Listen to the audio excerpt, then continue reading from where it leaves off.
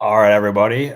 Welcome back to the Baseball Insiders. As you can see, I am doing a solo pod today, which is always a good time. I wish Adam the best as he is currently, I believe, on vacation, which honestly, good for him. He deserves it. This is a pretty crazy time of year. But we are only a matter of days away before I head to the winter meetings. And let me tell you, it is going to be absolutely chaotic. I expect to get very little sleep. My sleep schedule is already kind of screwed up, which is always fun. Always, well, not the most fun thing in the entire world. But the Dallas Cowboys lost yesterday, which I mean that makes it that much easier for me.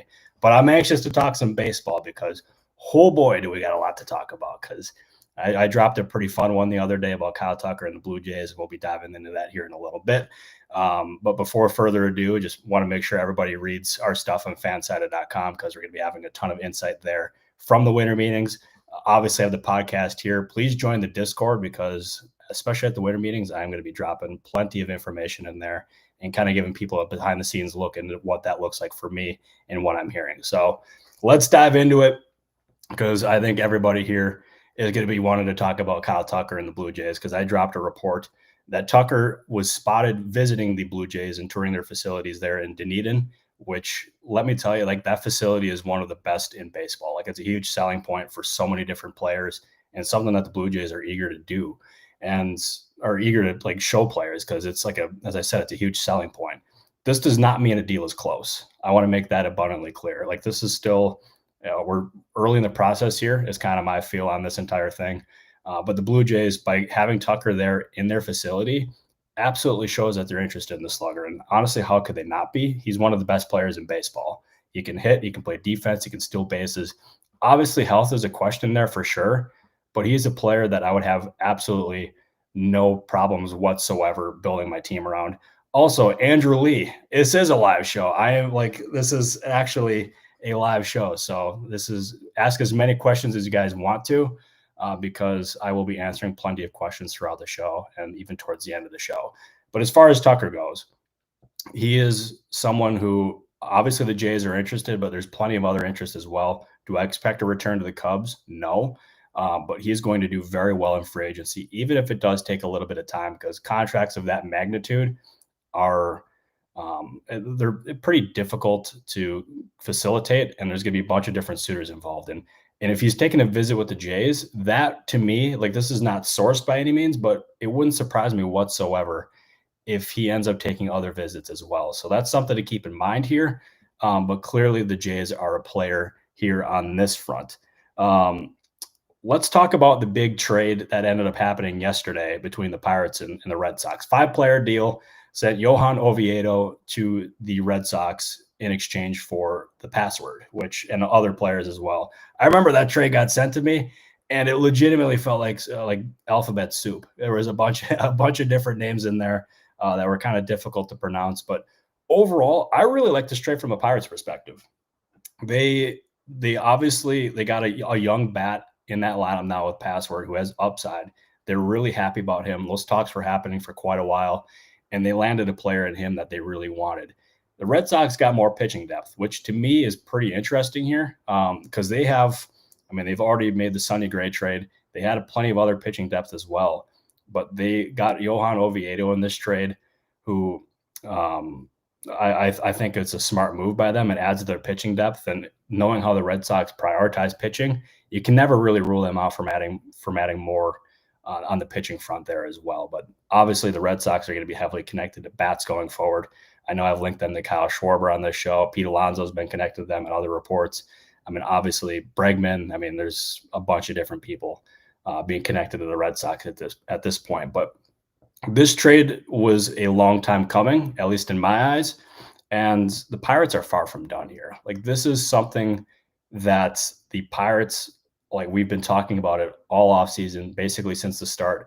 And Ben Cherington seemingly threw a bunch of different threw gas on that fire by saying that they had a bunch of payroll flexibility that they really haven't had in previous seasons. And this move was a really good start for them, but they are far from done. And we've already heard them connected to Kyle Schwarber.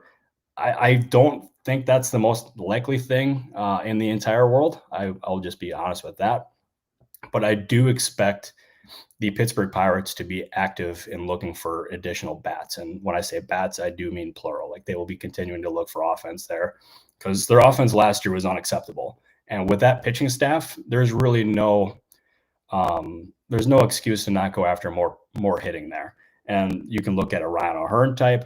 You can look at a Jorge Polanco type. You can look at a bunch of different guys on offense. And if you can add at least one of them, but also add some other pieces around them that are maybe like even league average, we're talking about a team that can absolutely contend for a playoff spot. But I give the Pirates a lot of credit because they have gotten like praise around the league for this trade with the Boston Red Sox. Like, that was a good move for them. It's just the start. But I like to see the Pirates, and specifically Ben Cherington, making moves and backing up that talk, because talk is cheap.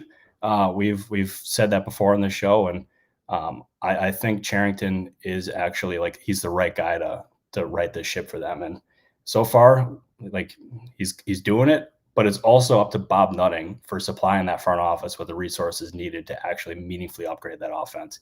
And so far, I'm optimistic about that happening. So always a good thing to see there for the Pirates, because I have a lot of Pirates fans, also a lot of Pirates fans in the Discord, who are just always asking for the Pirates to make moves, or what Ben Cherington is up to.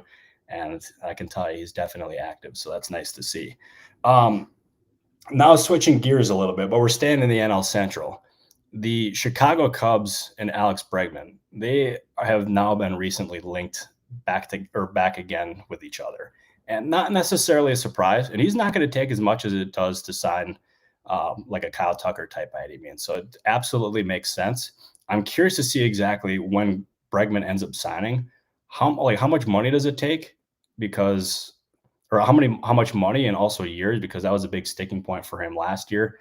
And he had a very strong season in Boston, and he ended up making a very strong impression there with the Red Sox. So does he end up using this platform from this year, or from this past season, ended up vaulting it into a long-term deal now? I think it's absolutely possible. And the Cubs make sense. But the one question that I immediately have is, what does this mean possibly for a guy like Matt Shaw? Obviously, it remains to be seen, but Shaw is a big part of the future there for the Cubs. He has been a highly rated prospect for them for ages. They obviously traded Cam Smith before the season last year, their other top prospect. So I can't see them being in a hurry to move a guy like Shaw, but the interest in Bregman makes total sense, because it absolutely is. He's an impact player, and he's someone that that's exactly what the Cubs need, because they can't be going into this offseason and possibly losing a Tucker or a Brad Keller or any of these other guys. Like, they need to continue adding to try to catch the Brewers, because the Brewers are ahead of the Cubs at this point. There's no ifs, ands, or buts about that, despite the payroll disparities there. But I hope the Cubs are active, but I don't know. We'll see there for sure. The other one that I wanted to talk about, and then we are going to have, let me tell you guys, plenty of time for Q&A. So make sure to absolutely throw as many questions as you possibly can into this, because I want to turn this show into just, I don't know, a big Q&A session, because that's always a fun time for me. But what are the Twins going to do with a guy like Joe Ryan? Or I could even extend this now to a guy like Byron Buxton. And as far as Joe Ryan goes, I don't get the sense that the Twins are in any hurry whatsoever to move a guy like Ryan, and nor should they. Like, they never got close to trading him last year at the deadline, despite their epic sell-off. I know there was a bunch of rumors about the Red Sox, but that never, I mean, yeah, maybe the Red Sox tried for sure, but I never got the indication there whatsoever that it was close. So my read on it is, yes, the Twins are absolutely going to listen. And even Derek Falvey said so at the GM meetings when I asked him. He was like, yeah, like, we're in a position where we have to listen, but it doesn't mean we're going to be moving him.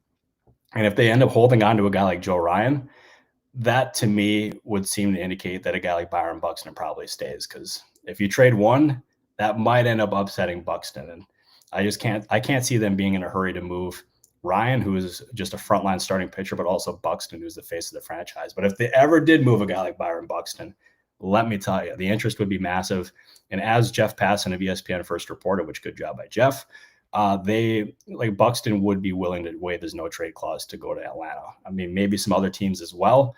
But as far as that goes, I just can't see either moving. But all it takes is one call. All it takes is one offer to change their minds in Minnesota.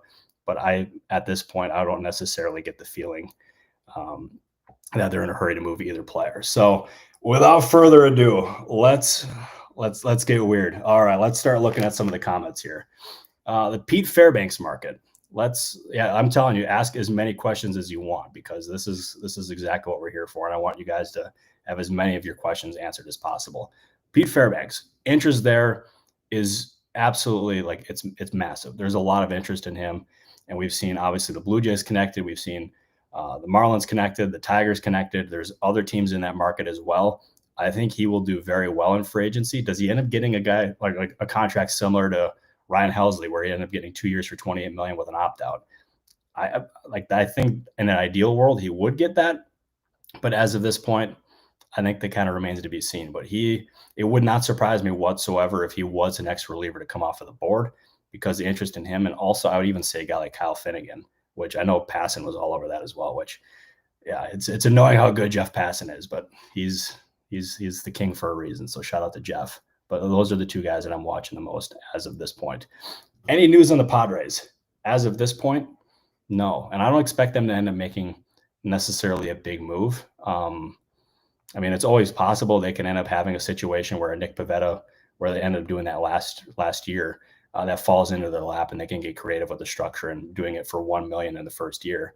But as of this point, I mean, this is early in the offseason. There's nothing really like an opportunistic point where I can see them doing that. So we'll see, but I don't expect anything too big. Are the Dodgers actually listening on Teoscar Hernandez? Yes. So that is something that is, like, they are listening, but this is my annual rant. I honestly, I do this probably 5 or 6 times a year. Listening does not mean shopping. Listening is what all teams do on probably 99.9% of players, with the exception, honestly, being Shohei Ohtani, because there's no way Ohtani would ever go anywhere. But anybody else around baseball, teams ask about, and most of the teams listen on these guys. Teoscar, like, teams are like checking in there for sure, but I would categorize it as a potential deal as unlikely. He's a great fit in LA, and he's somebody who is, like, honestly tailor-made for the Dodgers. He wants to be there, and I just can't see the Dodgers doing that unless an opportunity, like this is the only scenario where I could ever see this play out, is let's say a guy like Kyle Tucker falls into their lap and there's an opportunity to bring him in. Then maybe a guy like Teoscar can end up being moved, but I don't see the Dodgers necessarily being overly active into the Teoscar market or the trade market necessarily. And I don't see them spending huge dollars on a guy like Kyle Tucker either. So, I would kind of not expect that one to happen. I did see a Tarek Skubal question earlier, which I feel bad for my producer, Hunter, trying to find that question. So I don't know if we're going to be able to find that one to put it up at the bottom there. But anyways, he is someone.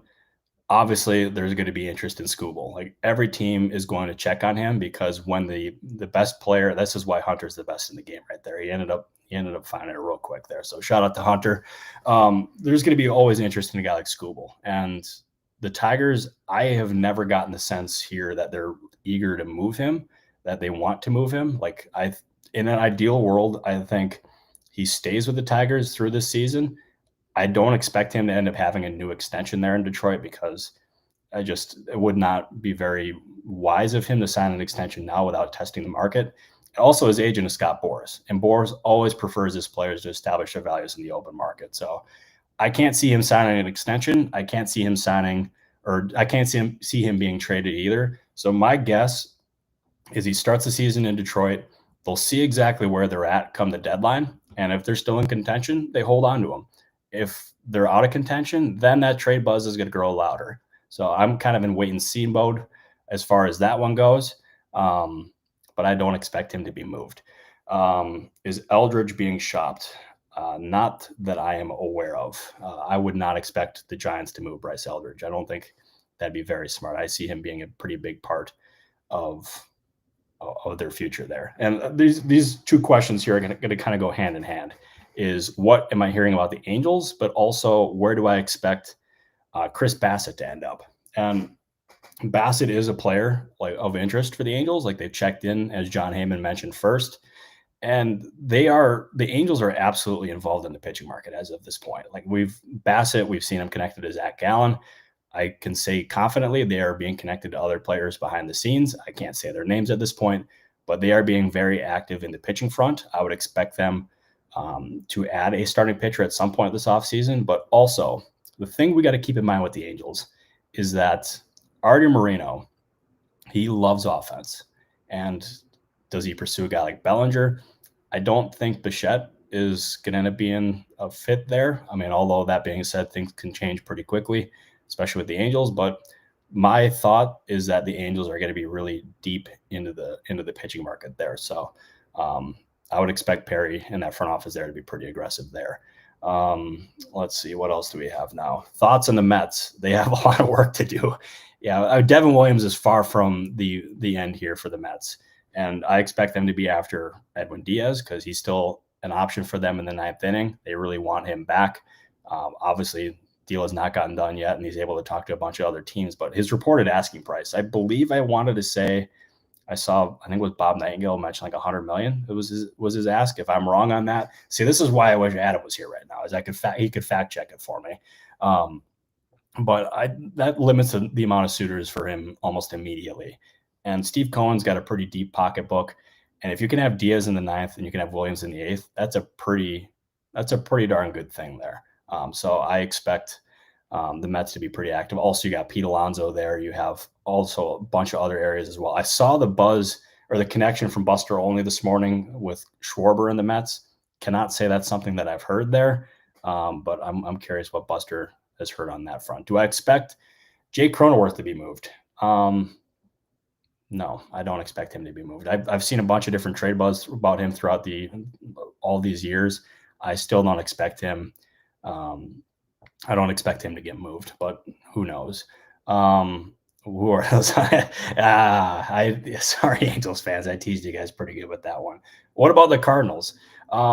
That's a pretty interesting team there. That, as far as they go, obviously they're going to be asked about like a guy like Brendan Donovan a lot, and he's drawing a lot of interest. And I wouldn't be surprised if him or one of their other hitters ends up getting moved. Wilson Contreras has been mentioned in trade rumors, and I believe Katie Wu of the Athletic said he's kind of open to a trade, more so than previously. Which, let's say they move a guy like Contreras, where exactly do they pivot after that? They have organizational depth at catcher for sure, but do they go on free agency for a catcher? Another guy that I think is going to be asked about on the trade market too is a guy like Joey Bart with the Pirates. Like, I don't get the impression they're in any hurry whatsoever to move a guy like Bart. But that being said, like, teams are going to ask about him, and you never know. It takes two to tango, but he's a player with enough upside where I fully expect teams to check in there. If the Tigers miss on Bregman, do they go after another bat? I definitely think they're going to end up going after another bat for sure. I think they have to, but also we even saw Ryan Helsley say the other day, like, they were aggressively they being the Tigers, after going after Helsley, and specifically they viewed him as a starting pitcher. So if it's not Helsley, how exactly do they pivot on the pitching front? Do they go after a guy like Brad Keller, who is also drawn interest as a starting pitcher? He's also a reliever as well. So there's that versatility there for sure. But no, I know they've been active in the pitching front for a couple of years now. So I'm curious to see exactly who they target. But I would expect adding another bat, but also getting pitching there is something that makes a lot of sense there.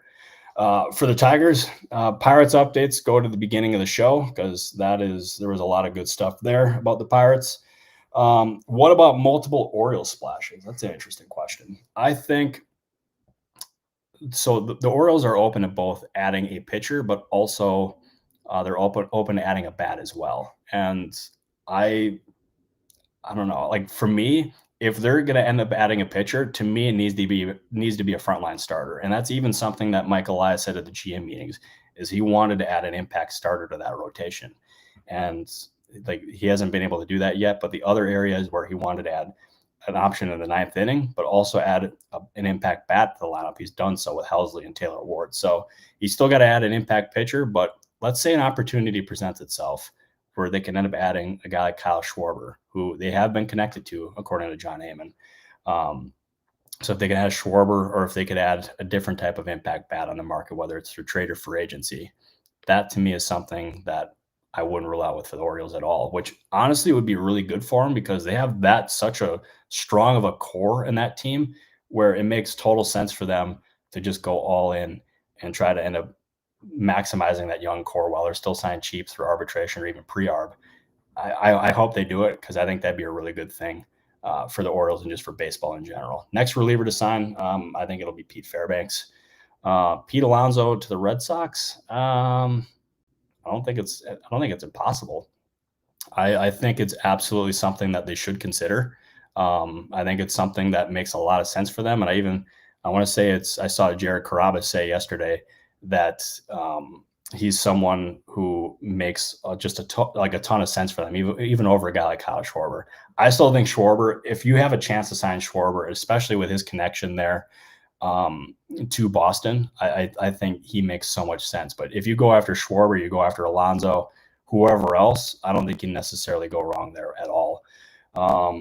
Let's see. When is Edwin Díaz market going to take off? I think it's going to take some time for that market to really kind of end up accelerating here. He's someone who obviously his price tag is a lot, but we have so many other guys like Robert Suarez, Pete Fairbanks, Brad Keller. Well, you have a bunch of different guys too, where I think it's going to end up taking some time for Díaz's market to really to take shape and for it to accelerate. So I wouldn't expect the signing sooner rather than later. I mean, watch him sign in the next 5 minutes and make me look like a total idiot. Wouldn't that be something? Reds, as far as that goes, well, hopefully that doesn't happen. I don't want to look like a total idiot. But the Reds, it's a very interesting one because they've been connected to Kyle Schwarber lately, and they just signed Emilio Pagan back for 2 years for $20 million with an opt-out. And he is someone who that's a team that I think is really worth watching here. Schwarber's obviously got the connections there to Cincinnati. He's someone who he wants to, I think winning is a pretty big thing for him. And if you can end up having a team I would say the Reds are close, especially with having Terry Francona there as their manager. They have a lot of talent there as well. You add him there, you can maybe add some other pieces. Then to me, you're talking about a playoff team there for sure. But Nick Krall said before the season started that not this before or during the offseason, I should say, that he expected payroll to remain about the same. So they signed Pagan back. They had before that, I want to say they had about $20 million to add to the payroll this year. So if they did that to me is, I don't know. I have a hard time seeing them pulling it off, but for a player like Schwarber, that's exactly where you need to I think that's worth having a conversation there to stretch it out. So we'll see. I'll answer one more before we sign off. How confident are you that the Red Sox get one of the 3 big bats? Oh, I don't of all the questions I read off. I think they have a fair chance is what I'll say about that. They are absolutely looking in that market. They are having conversations there plenty. I hate handicapping the odds because I think that's a dangerous game to play. And the last thing I want to do is mislead the Red Sox fans or just any fan base in general. But they're definitely having conversations. Am I close to breaking anything? No. As of this point, I have nothing in the drafts. So stay tuned there. But I want to thank everybody who tuned in for this because this was an absolute treat. This was a lot of fun and answering as many questions as I possibly could. I appreciate you all immensely. But we will be back here from the winter meetings. The next time we do this show, I'll be here with Adam, but I'll also be at the winter meetings. We're doing shows Monday, Tuesday, and Wednesday. So stay tuned for all those. But I appreciate you guys all, and I will be talking to you guys on Monday. Take care, everybody.